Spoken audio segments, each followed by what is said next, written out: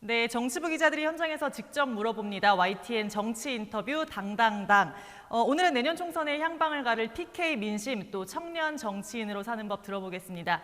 20대 국회 지역구 최연소 의원, 더불어민주당 김혜영 의원 모셨습니다. 안녕하세요. 믿는다 혜영아, 부산 연제구 출신 김혜영입니다. 안녕하세요. 안녕하세요. 방송 출연 좀 낯선 것 같아요. 예, 자주 하는 편은 아니죠. 그렇죠. 예. 오늘 이렇게 또 결심하시게 된 이유는? 우리 또 조은지 기자님께서 이렇게 불러주시니까 제가 안 나올 수가 없죠. 예. 제가 시킨 것 같습니다. 네, 더불어민주당 최고위원이시고 현재 또 최고위원이시고 지도부기 때문에 좀 더 무게감 있는 목소리 들을 수 있을 것 같습니다. 믿는다 혜영아. 믿는다. 믿는다 혜영아라는 게 뭔지 좀 시청자분들이 예. 의아해하실 것 같아요. 제가 슬로건으로 사용을 했었고요. 또 항상 우리 국민 저보고 여러분들, 말씀해 주세요. 국민 여러분들께 네.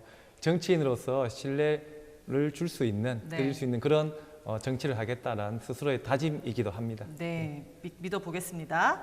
첫 번째 질문, 총선 이제 5달도 안 남았습니다. 제가 앞에서 말씀드리길 부산 경남 PK 민심이 뭐 풍향계다 이런 얘기는 했는데 최대 격전지 될 거라는 전망 맞나요? 예, 내년 총선에서 부울경 네. PK가 가장 승부처라고 생각이 되고요. 실제 여론조사에서도 지금 상당히 접전 양상을 보이고 있습니다. 접전이에요? 지고 있는 거예요? 조금 지고 있다라는 얘기를 또 야당 쪽에서는 많이를 하더라고요. 민주당이 지고 있다. 접전 내지 조금 지는 것도 같고 그렇습니다. 의원님 지역군 어떠세요? 저희는 접전인 것 같아요. 예. 좀 사실 지난해 지방선거 때는 민주당이 PK 지역 뭐 싹쓸이 석권했다 이런 얘기가 나왔는데 왜 접전으로 돌아섰을까요? 사실 지난 지방선거 때는 네. 상당히 이례적인 분위기에서 치루어졌던 선거이고요. 사실 부산이 3당 합당 이후에 네. 좀 보수세가 강한 지역인 것은 분명한 사실이죠. 네. 예. 그러니까 지금이 정상이다 이렇게 보시는 거예요. 그때가 약간 비정상이었다? 좀 이례적인 분위기였죠. 작년 지방선거는. 네, 그러니까 민심이 어찌됐건 굉장히 부산 쪽에서 PK 쪽에서 좋았었는데 많이 좀 정부에서 민주당에서 돌아선 이유 뭐라고 혹시 진단을 하고 계실까요? 가장 중요한 부분이 아무래도 민생 부분인데요. 네. 부산 경남 같은 경우에 중소기업 하시는 분들 또 자영업자 분들이 많이 계신데 좀 이런 분들께서 어려움을 많이 겪고 계십니다. 뭐 먹고 살기 힘들다 이런 쪽 말씀하시는 아무래도 거죠? 예, 체감 경기가 네. 예, 좋지 못하니까요. 차차 식어가는 민심을 느끼셨기 때문일까요? 지금 의원님께서 정부 목소리랑 달리 뭐 최저임금 동결 얘기도 처음에 하셨었고 그렇죠. 최근에는 조국 사태 때는 공개 사과 또 자성 목소리를 네. 내셨어요. 다 같은 맥락이라고 봐야 될까요? 예, 국회의원으로서 국가적 현안에 대해서 양심에 따라서 네. 또 목소리를 내야 하는 것이 책무라고 생각을 합니다. 조국 사태는 사실 뭐라 그러지? 선봉에 서셨던 것 같아요. 포문을 여셨잖아요. 의원님께서 그때 얘기 조금만 더 해주신다면. 사실은 우리 보좌진들은 네. 그 일치 단결로 하지 말자고 말렸는데요. 네.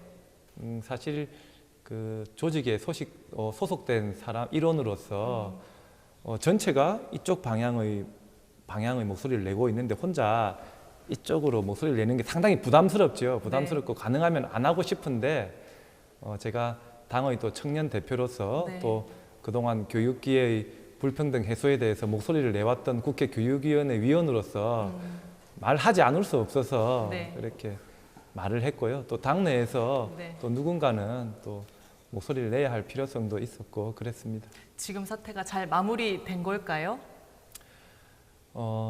지금 이제 사퇴를 하고 네. 지금 수사가 또 좀 이어지고 있는데요. 수사가 신속하게 마무리 좀 되었으면 하는 그런 바람이 있습니다. 뭐 주변 의원님들이 뭐 혼을 낸다거나 너 왜 그렇게 혼자 그러냐 우리 당을 생각해야지 하는 얘기도 좀 있었을 것 같은데 어떠셨어요? 저희 더불어민주당은 또 다양한 의견을 자유롭게 표출할 수 있는 네. 민주적 정당이니까요. 예. 최근에는 또 모병제 관련해서도 다른 목소리 내셨잖아요. 예, 그렇죠. 네. 왜 그러셨어요, 그것도? 그 모병제 관련해서는 네. 제가 시기상조다라는 취지의 발언을 개헌 사항이다라고 예, 개헌 하셨고. 사항이다 뭐 네. 그런 얘기들을 했었는데요. 네. 우리 당내에 모병제를 시기상조라고 생각하는 의원이 있다는 것을 국민들께 분명하게 알려야 되겠다는 생각이 들어서 제가 발언을 공개적으로 했습니다. 그 공개 발언 하실 때 저도 현장에 있긴 했는데 좀 돌출 행동이다라는 보도가 많이 나왔고 뭐 더 나아가서는 이해찬 대표한테 혼났다 이런 말까지 있었거든요. 그때 상황 좀 설명해 주시면. 이 국회의원은 뭐 초선이든 다선이든 평의원이든 대표든 다 같은 국민의 대표이기 때문에 그렇죠. 뭐 누가 누구를 혼낸다 뭐 이런 위치에 있는 것은 아니고요. 네. 뭐 다만 이해찬 대표께서 그 모병제 관련해서 좀 발언을 안 했으면 네. 하는 뭐 그런 것은 있었는데요. 네. 제가 좀 전에 말씀드렸듯이 우리 당내에도 뭐 다양한 의견이 있다는 것을 분명히 알려야 되기 때문에 제가 발언을 뭐 강행을 했습니다. 혼난 건 아니다. 혼난 건 아니죠.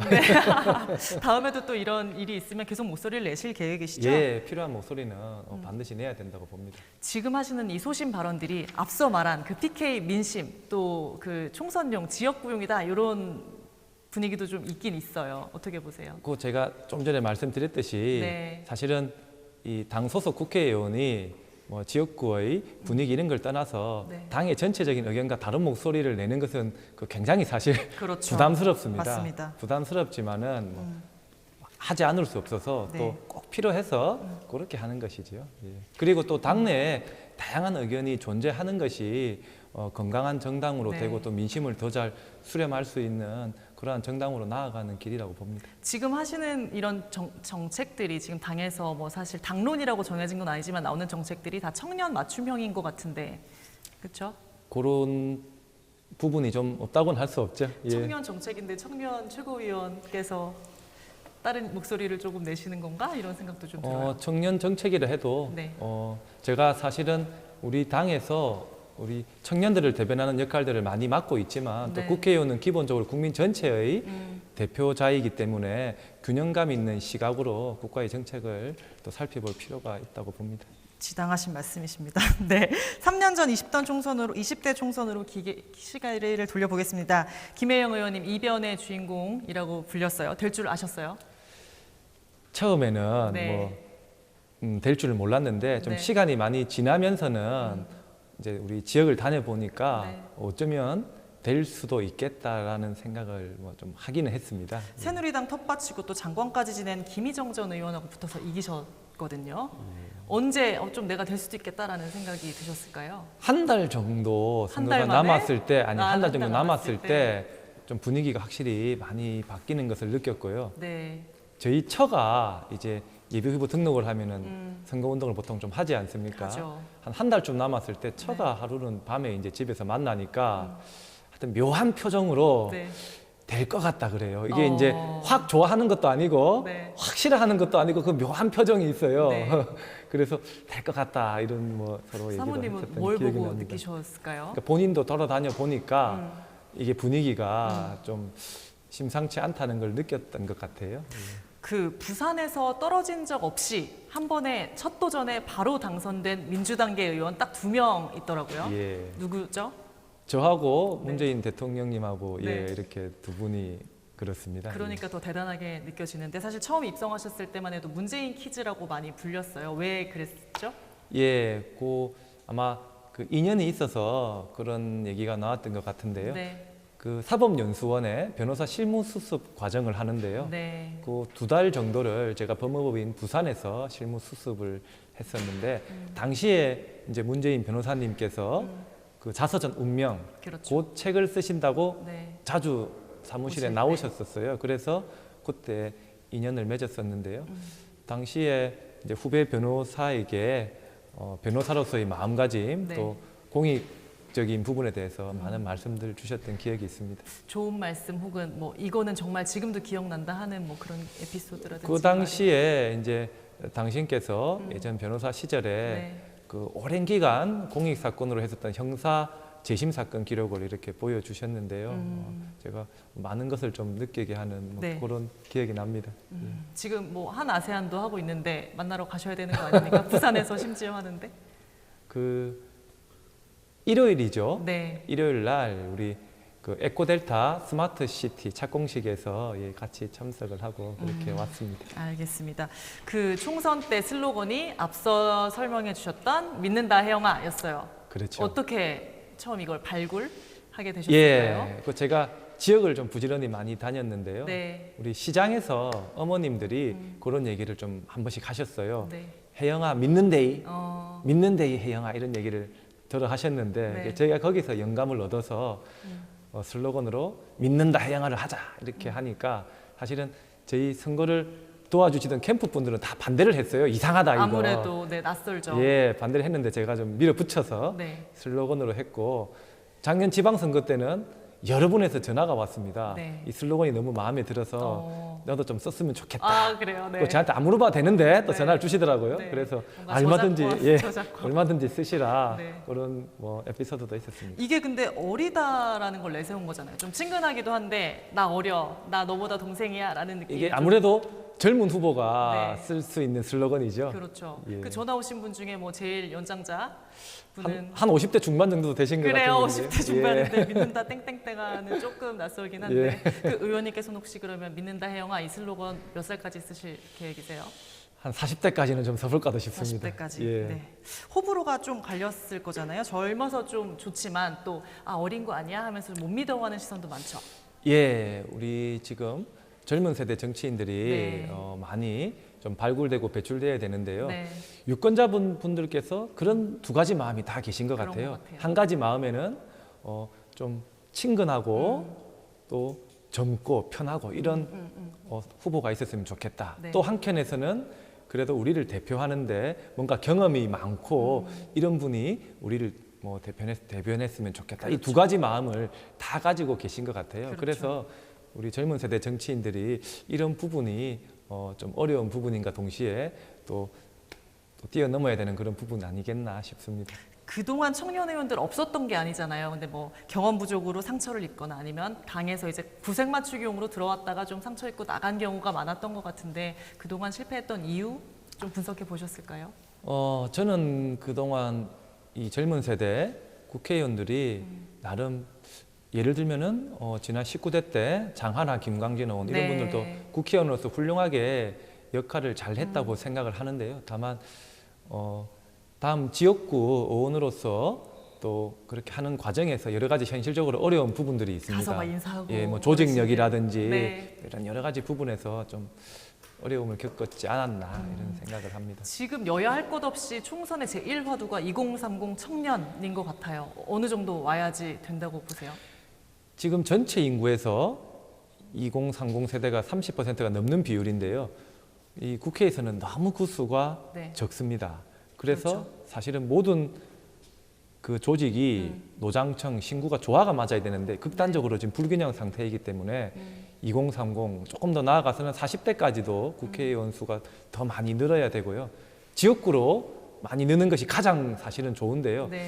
그게 또 현실적으로 좀 어려운 부분이 있기 때문에 일단 비례대표라도 한 2030 세대에서 30% 정도는 진출하는 것이 이 신구 노장청의 네. 조화라는 측면에서 좀 적당하겠다. 굉장히 많은데 30%면 근데 이 그게 목소리가 반영될 수 있어요? 충분히 가능한 것이 네. 예를 들면 청년이면서 여성, 청년이면서 장애인 네. 이렇게 교집합 형태로 그렇죠. 저희가 얼마든지 가능하다고 보고요. 지금 당내에서도 이해찬 대표를 비롯해서 많은 의원들께서 2030 국회의원들이 더 많이 진출해야 된다는 부분에 공감대를 가지고 있습니다. 2030 들어오려면 아무래도 물갈이가 돼야 되잖아요. 지금 당에서 뭐 쉬쉬하고는 있지만 제일 좀 관심이 86세대 용퇴론인데 어떻게 보십니까? 예, 그 86세대에 대해서 지금 많은 이야기들이 나오고 있는데요. 먼저 86세대의 그동안 역할을 한번 보자면요. 우리 대한민국의 민주화 그리고 인권, 복지를 향상시키는 데서는 큰 역할을 했습니다. 그것은 분명한 사실이고요. 네. 다만 우리 사회를 통합의 방향으로 나아가게 하는 부분, 또 네. 미래 어젠다를 발굴하고 추진해 나가는 이런 부분에서는 좀 아쉬운 부분도 있었지요. 네. 그래서 저는 이렇게 봅니다. 국회의원으로서 소명이 남아 있는 분들은 계속 하시는 것이 맞다고 보고요. 이제 소명이 다한 분들은 우리 후배들에게 또 물려주시는 것이 좋지 않겠나 이렇게 생각합니다. 그러니까 딱 집어서 세대 자체의 퇴장이다 이건 아니고 개개인별로 어떤 세대를 뭐 전부 다 이제 뭐 물러나 주세요 하는 것은 좀 맞지 않다 그렇게 봅니다. 민주당 쇄신은 필수다 선택이다. 당연히 그게 필수인데요. 옛말에 제가 누가 했는지는 좀 가물가물한데 이런 말이 있습니다. 발전이 없으면 머무르는 것이 아니라 퇴보하는 것이다. 이런 격언이 있는데요. 저는 우리 정당에도 네. 그 말이 그대로 들어맞는다고 봅니다. 지금 얼마나 이 기술이 빠르게 변하고 사회가 급변하고 있습니다. 그렇죠. 그리고 이 민심도 이 아주 파동을 따라서 변하고 있는데요. 우리 정당도 더불어민주당도 그런 민주당? 예, 더불어민주당도 그러한 네. 사회 변화와 민심의 변화에 정확하게 반응할 수 있어야 된다. 그래서 쇄신은 필수적이다 이렇게 생각합니다. 네, 오늘 말씀 잘 들었는데 혹시 못다 하신 말씀 있다면 아니면 TV 생방송 출연 오랜만인데 지역구 의원들한테 그 지역 주민들한테 한마디 해주신다면? 예, 항상 많이 응원해 주시고 도와주셔서 진심으로 감사드립니다. 국회의 젊은 의원으로서 국민들께서 정치에서 새로운 희망을 찾으실 수 있도록 깨끗하고 성실하고 또 당당하게 의정활동 해나가겠습니다. 고맙습니다. 네, 오늘 PK 민심부터 2030 청년 공천까지 진솔한 얘기 해주셔서 감사합니다. 더불어민주당 김혜영 최고위원 만나봤습니다. 감사합니다. 고맙습니다.